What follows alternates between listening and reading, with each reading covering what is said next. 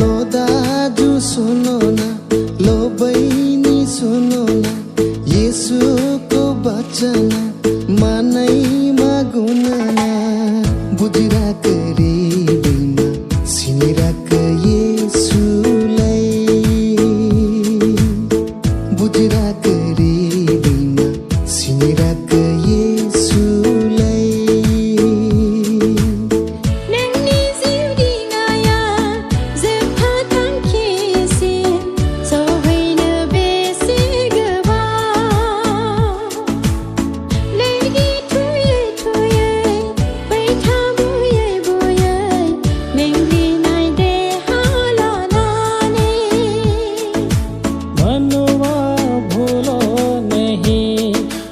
अपने प्रभु को मनवा भूलो नहीं।